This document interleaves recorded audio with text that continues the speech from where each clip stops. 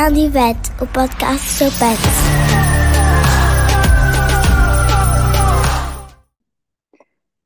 Olá, muito bem-vindos ao podcast da Gandivete, o podcast do seu pet e, claro, dos seus tutores. Eu sou a Filipa Bernardino, sou médica veterinária, sou a vossa anfitriã.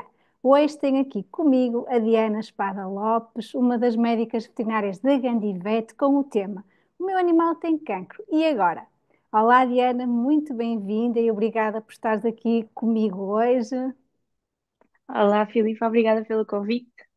É um prazer ter-te aqui. Eu vou só apresentar-te sucintamente aos nossos ouvintes. Portanto, a Diana é médica veterinária, é mestre em medicina veterinária, formou-se na Universidade de Lisboa em 2019.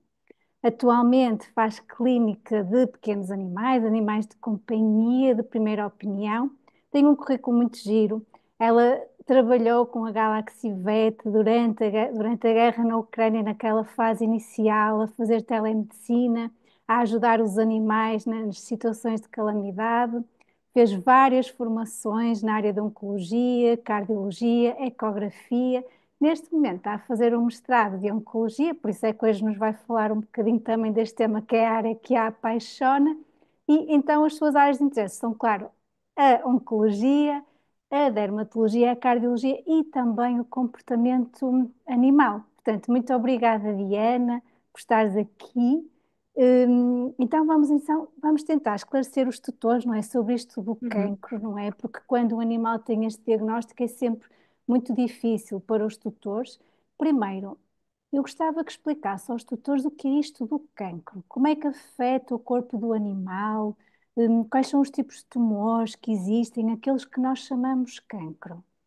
Ok, então, para já nós temos a tendência de chamar cancro a tudo aquilo que seja um tumor que aparece num animal, que aparece num humano, e parece que estamos sempre naquela coisa de quando é que se encontra a cura contra o cancro, como se fosse uma doença que é exatamente igual em todos os casos, quando não é, ok? Temos vários tipos de tumores e só alguns deles é que podemos enquadrar dentro do cancro. Existem tumores benignos, que são aqueles que não invadem os tecidos de forma muito agressiva, que normalmente não são, não nos pedem um tratamento muito agressivo e que conseguimos muitas vezes conseguir, com uma cirurgia, alcançar uma cura rápida. E depois temos os tumores malignos, que são aqueles que são mais agressivos, invadem tecidos, têm a capacidade de se estender para outras zonas do corpo, metastizar à distância, e aí normalmente já vemos os animais muito mais afetados, com sintomas gerais, perda de apetite, perda de peso, e normalmente é aí que os tutores ficam mais preocupados. Em relação ao cancro, não é uma sentença de morte em animais de companhia, ok? Nós tratamos muitas doenças crónicas como insuficiências cardíacas, insuficiências renais, e sugerimos sempre tratar, não é?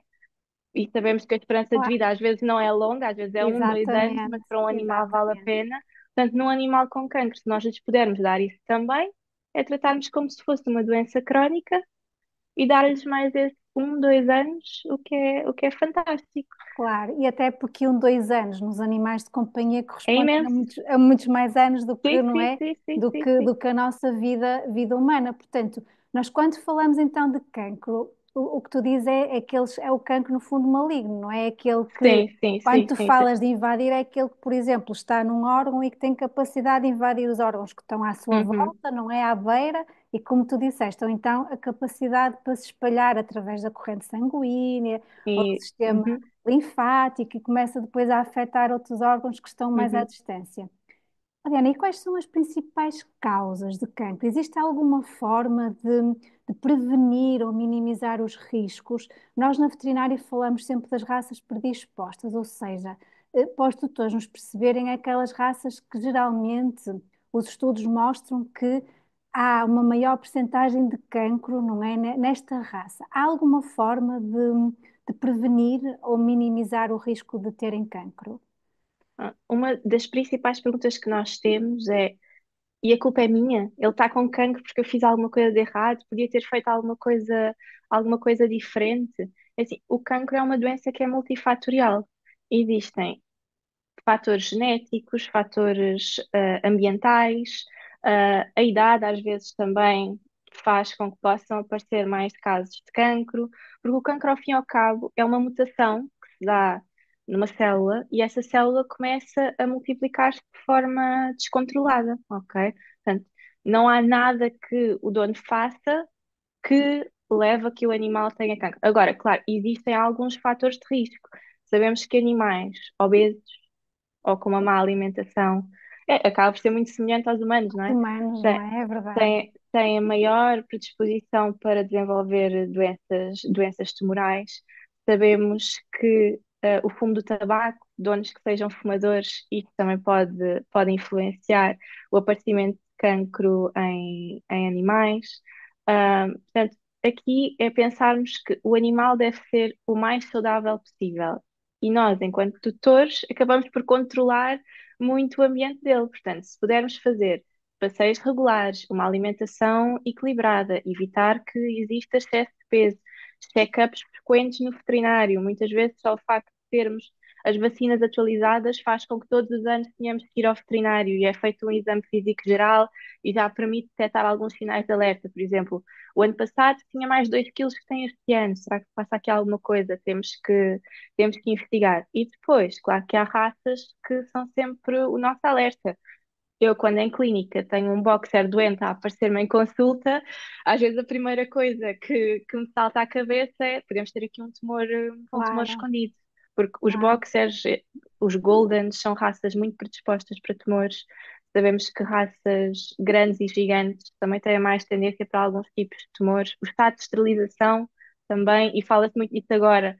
Antes era muito aquela coisa de esterilizar, esterilizar, esterilizar, e agora sabemos que em algumas raças a esterilização pode até fazer com que haja maior propensão para o desenvolvimento Exatamente. do cancro.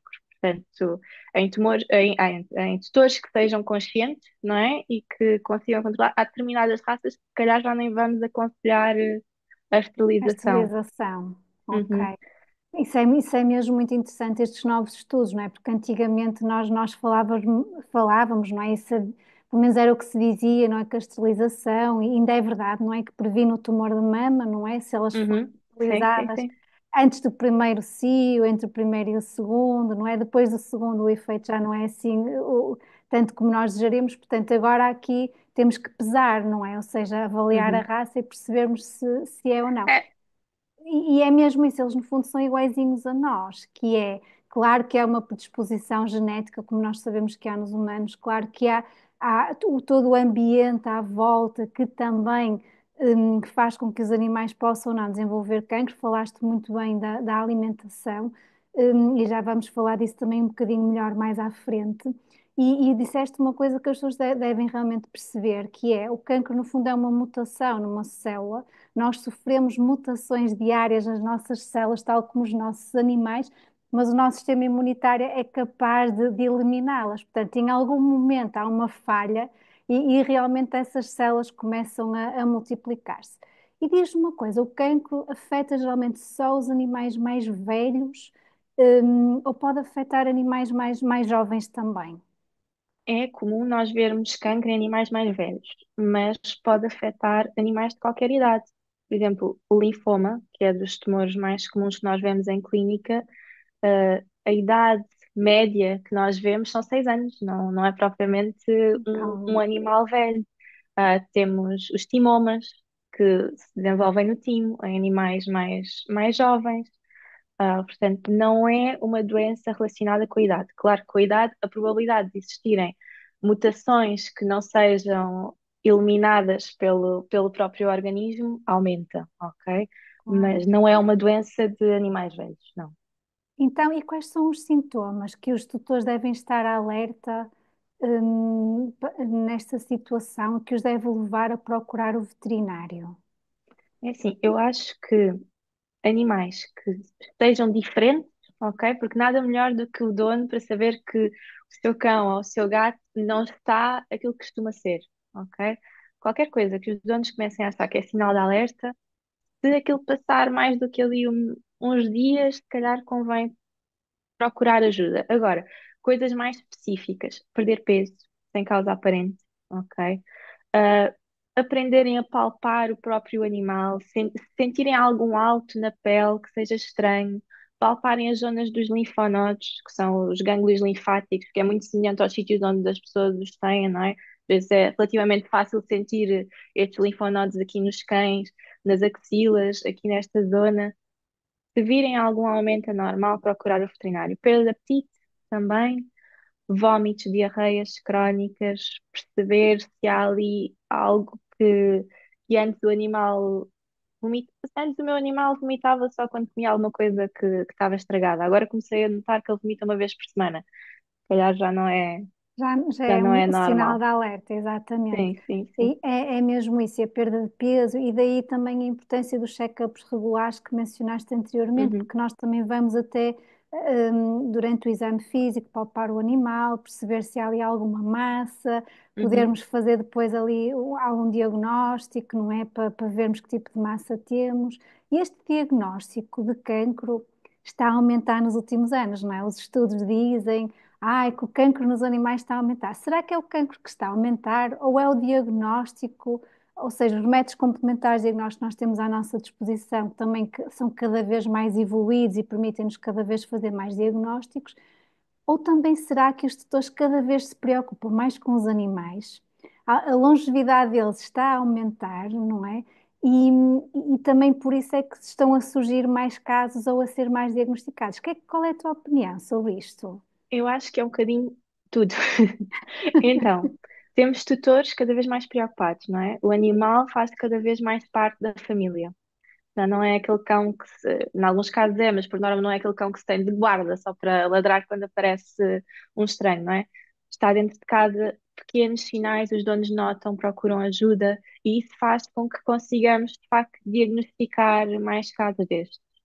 Pois isso, os animais estão a viver cada vez mais anos, ok? Portanto, à medida que a medicina veterinária vai evoluindo, nós vamos conseguindo dar-lhes cada vez mais tempo de vida.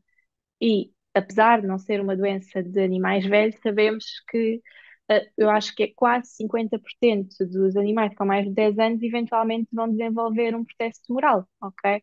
Portanto, acho que vivendo mais anos, vamos ter mais casos de cancro. E depois, os métodos diagnósticos são cada vez mais evoluídos, ok? Temos ecógrafos muito mais precisos agora, que nos permitem detectar massas muito mais pequeninas. Temos análises de sangue, agora há uma que detecta nucleossomas, que tiramos um bocadinho de sangue, manda-se para o laboratório e aquilo dá-nos um nível de risco do animal ter cancro ou não. Portanto, é algo que podemos fazer. Não, não é diagnóstico, não nos diz que tem um tumor no sítio tal, mas diz-nos que este animal tem risco de estar a desenvolver um processo tumoral maligno e, portanto, temos que ir à procura de onde é que está o tumor. E é algo que até em animais, a partir de uma determinada idade, podemos começar a utilizar nos check-ups regulares. E é muito interessante. É mesmo muito, muito interessante. Uhum. Portanto, é importante os tutores perceberem, nós temos vindo também, vamos falando ao longo dos podcasts, que realmente os check-ups regulares, a prevenção, não é? Ou seja, andarmos em cima, verificarmos, é muito importante para realmente darmos esta longevidade que nós todos desejamos ao nosso animal de estimação, não é? Uhum. Porque infelizmente, apesar de estarmos a aumentar a longevidade, ainda não nos parece suficiente os anos de vida que eles Pois não. passam connosco, não é? Ainda assim, parece ser muito pouquinho os anos que os temos connosco. E é possível, Diana, tratar cancro nos animais com sucesso? Quais são as opções de tratamento que existe neste momento? Como é que o tutor sabe que está a fazer o melhor pelo seu animal? É o médico veterinário que vai decidir tudo? Ou aqui também, no fundo, a compliance do tutor, a vida que o tutor tem, não é? O que é que vai influenciar aqui a escolha também da terapia para o animal com cancro?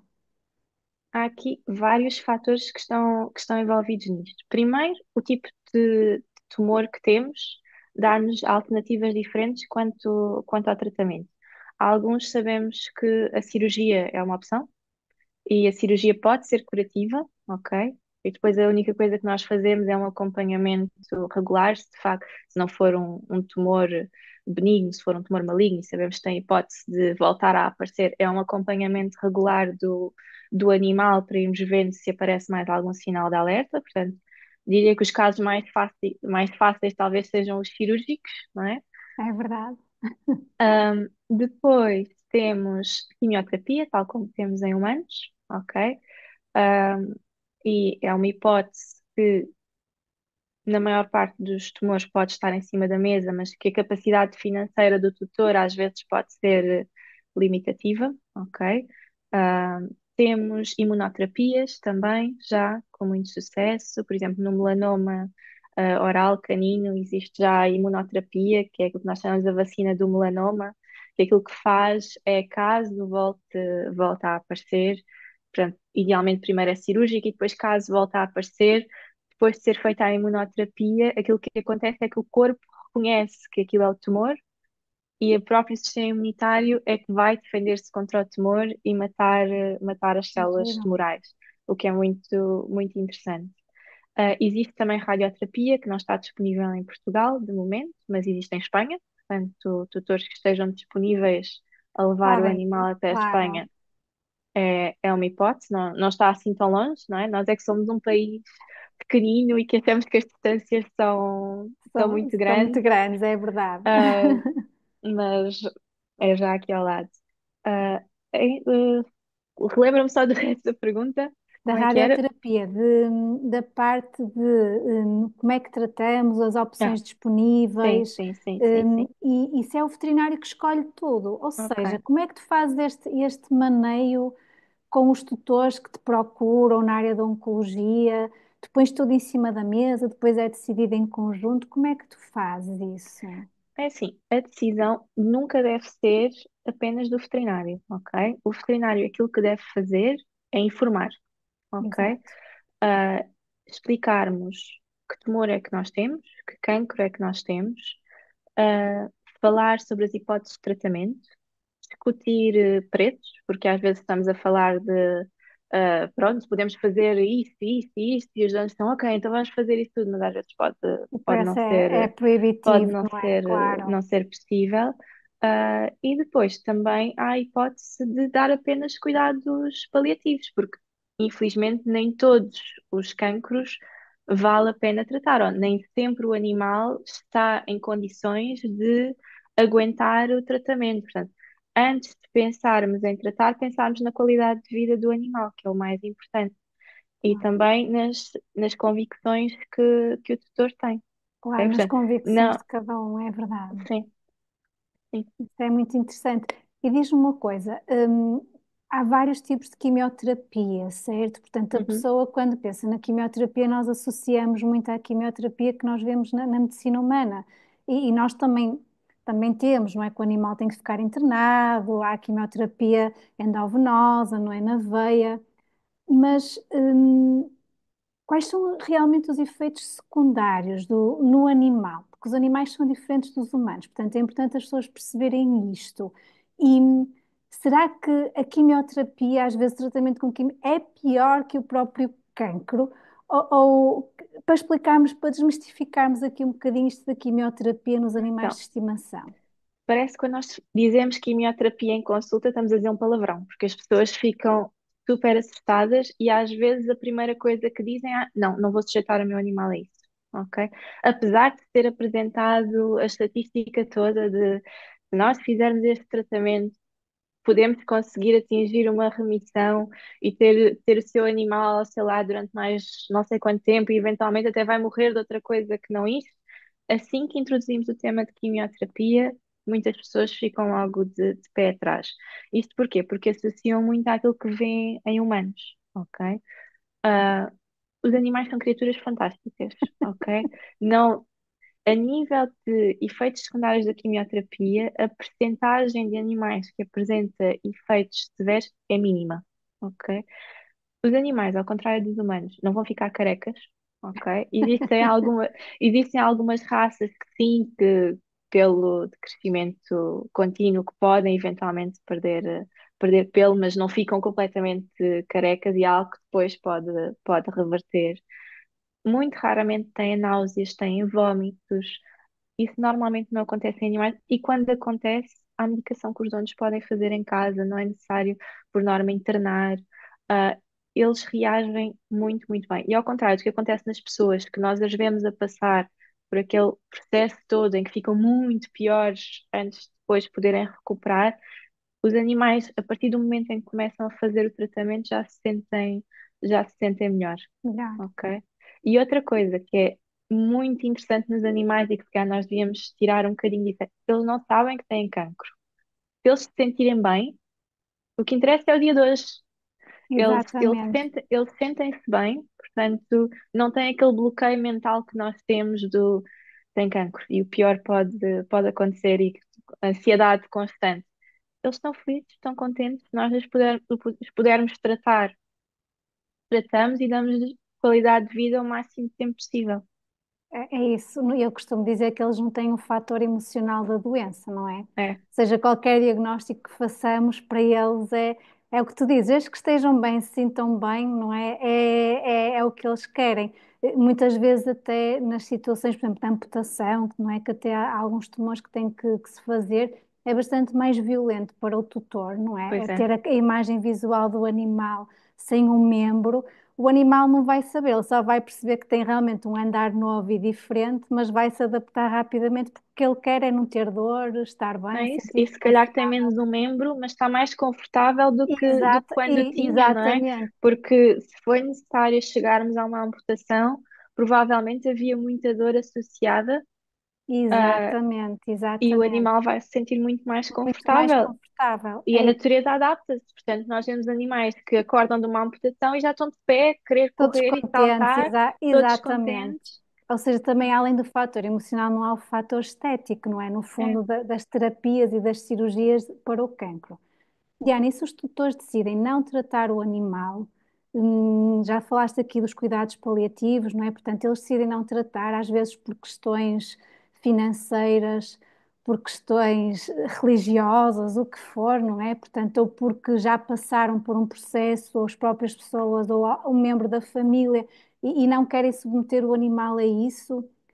Quais são as alternativas? Como é que nós vamos garantir aqui a qualidade de vida? E se tu achas que aqueles animais geralmente muito velhinhos, realmente geriátricos, com os seus 15, 16, que até já tenham alguns problemas hepáticos, de rim, portanto, qual é esta expectativa? Ou seja, eu não vou tratar, o que é que eu espero? O que é que eu posso fazer então? é. Não tratar não significa não cuidar. Nós optarmos por não tratar aquele cancro, não quer dizer que não se vá tentar dar qualidade de vida ao animal. Existem várias hipóteses. Medicação para maneio da dor, medicação para estimular o apetite, o que quer que seja que aquele tumor esteja a causar. Pode haver algum tumor a nível oral que nós sabemos que não responde à quimioterapia. A radioterapia fica longe demais para o tutor se deslocar e a cirurgia é algo que consideram que é muito violento e opta-se por não fazer. Se calhar esse animal, os cuidados que vai ter que ter em casa é maneio da dor, comida mais úmida, ah, e tentarmos ir gerindo isto. Em relação a animais idosos, a idade por si não deve ser um fator para não tentarmos tratar. Às vezes, doenças concomitantes é que podem ser um fator limitante no tratamento, porque Claro, sabemos que um animal que tenha doença cardíaca, se calhar não pode tomar determinados fármacos quimioterápicos, mas a idade por si não é limitadora de nada, porque nós vemos muitos humanos, não é? Velhotes a fazerem tratamentos para o cancro, não é por causa da idade claro, que têm que não se trata. Eu acho que é muito mais limitante termos um animal com muito fraca condição corporal, que não esteja a comer, que esteja com diarreias constantes, que nós sabemos que se calhar a absorção dos medicamentos não vai ser a melhor, com uma anemia que se calhar não vai tolerar a medicação, aí se calhar nem eu diria ao tutor que é uma opção seguir para tratamento. ok, boa. E já falamos aqui, isto da alimentação faz sentido? Ou seja, a alimentação é importante nos pacientes oncológicos. Nós sabemos que na medicina humana, quando é diagnosticado um tumor, não é? uma das primeiras mudanças que a grande maioria das pessoas faz e que é aconselhada é a nível alimentar. Nos nossos animais também é necessária uma mudança na alimentação. Eu acho que é muito importante que um animal com cancro se esteja a alimentar de forma equilibrada e que esteja a conseguir ingerir todas as calorias, nutrientes, vitaminas que precisa, ok? Agora, sabemos que isto varia muito de acordo com aquilo que os tutores podem oferecer, ok? Há alimentações já formuladas, dietas comerciais formuladas para pacientes com cancro, que é uma opção para quem está habituado a fazer isso. A outra hipótese é a alimentação natural. Agora, tem que ter muito cuidado com isto, porque os tutores pensam: está doente, vou começar a cozinhar para ele. Mas se calhar aquilo que o tutor decide cozinhar para o animal é arroz com frango todos os dias. Exatamente, que não é Isso nada completo. não é nada completo. Portanto, se quiserem optar por uma alimentação natural, contactarem veterinários com experiência em nutrição, ok? E nós até temos alguns colegas Na na Gandivet Gandivet, exatamente. que o fazem e que podem dar mais conselhos em relação a isso. Agora, o objetivo de um animal com cancro a nível alimentar é que ele esteja a conseguir absorver os nutrientes. Existia muito aquela ideia de que, e acho que existe também a humanos, em dar dietas hipocalóricas e com poucos carboidratos para não alimentar o cancro. Isso já está Exato, provado que não, que não é bem assim que funciona, porque as células tumorais são feitas para crescer da forma, em ambientes adversos e multiplicar-se completamente. Portanto, se o animal não está a ser bem alimentado, estamos a tirar força às células boas e impedir que o corpo do animal se defenda contra o cancro.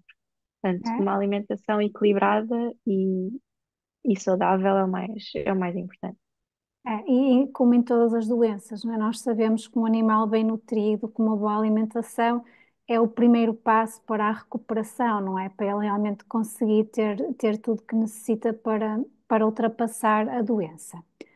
Chega um momento em que, qual é o momento certo para os tutores dizerem adeus ao seu animal, ao seu querido animal de estimação? É sempre um momento muito difícil. Hum, Nós, como médicos veterinários, claro que estamos mais conscientes dos sinais, não é? Nós sabemos realmente quais são aqueles sinais que os animais nos dão de que realmente a doença entra num estado que já não é reversível, não é? Em que vamos ter que tomar uma decisão. Como é que o veterinário deve comunicar isto ao tutor? Ou será que o veterinário deve comunicar ou deixa isto para o tutor decidir? Como é que tu vês aqui esta questão da eutanásia nos pacientes oncológicos? Eu acho que é uma decisão muito pessoal e deve partir, de certa forma, do tutor. Mas acho que também é responsabilidade do veterinário explicar quando é que já não conseguimos fazer mais, quando é que nós achamos que o sofrimento já se sobrepõe, aos poucos momentos bons que existem.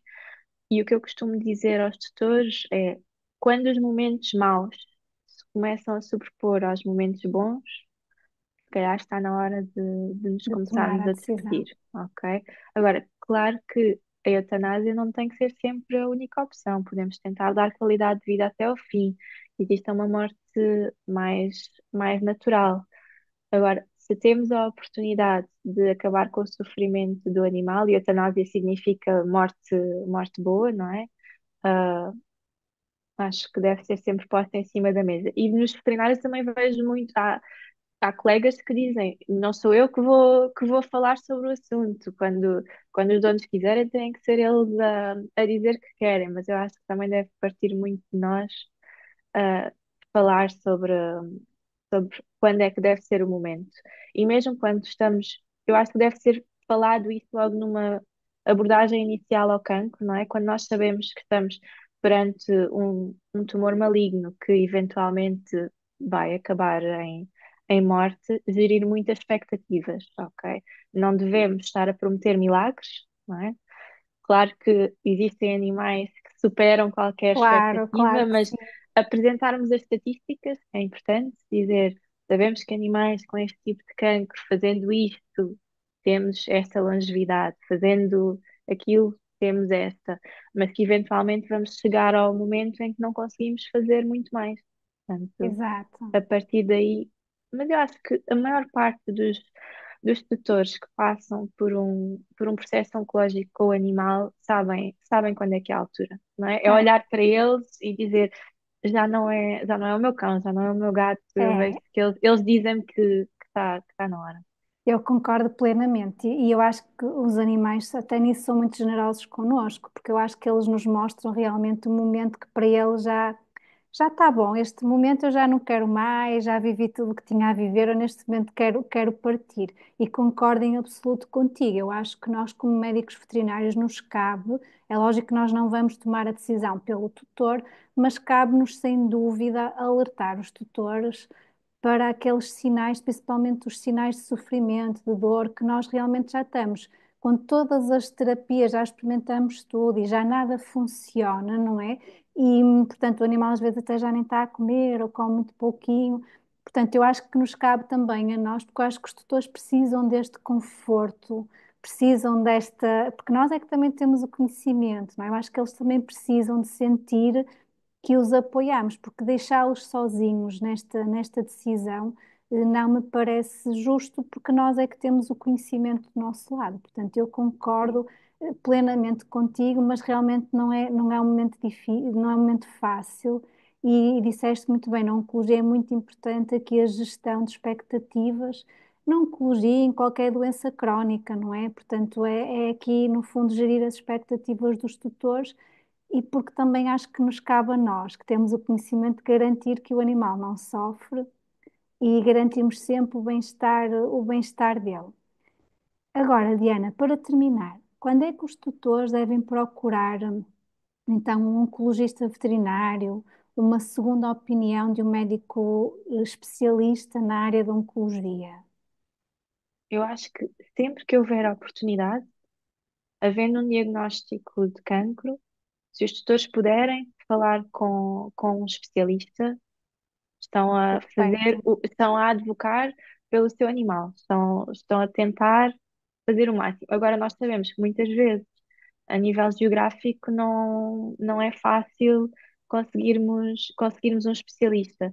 E eu acho que se eu fosse, e sou dona de animais, não é? E às vezes até prefiro que sejam colegas meus a tratar os meus animais do que ser eu a Sempre, tratá-los, sempre. é confiarmos no veterinário que temos à frente, sentirmos que nos está a esclarecer todas as dúvidas, ah, e também não estranharmos se o veterinário disser não sei, ou eu Exatamente. acho que é muito importante dizer tenho que contactar um colega com mais experiência. Eu acho que isso dá mais segurança até ao tutor, não é?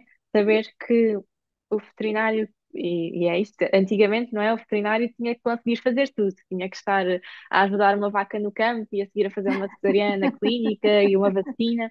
É Hoje em verdade. dia vai havendo cada vez mais especialização, o que é bom porque conseguimos tratar muitas mais doenças que antes não se conseguiam. Portanto, confiar no veterinário que temos à frente, achar que é bom quando ele diz que isto sai um bocadinho da minha área, se for possível pedir referenciações para ir a um determinado colega.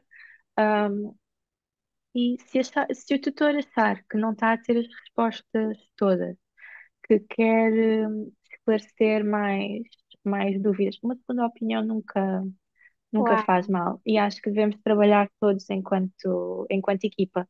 O dono, o veterinário de primeira opinião, o especialista, e depois isso é que vai dar mais qualidade de vida ao animal. Claro, concordo plenamente. Diana, muito obrigada. Foi um prazer estar à conversa contigo hoje. Os tutores, se te quiserem encontrar, podem te encontrar na nossa plataforma da Gandivet, se tiverem alguma dúvida sobre o seu animal que tem cancro. Portanto, foi um enorme prazer ter-te aqui comigo hoje. Obrigada pelo convite, gostei muito da conversa. Muito obrigada. Aos nossos ouvintes, muito obrigada e até à próxima.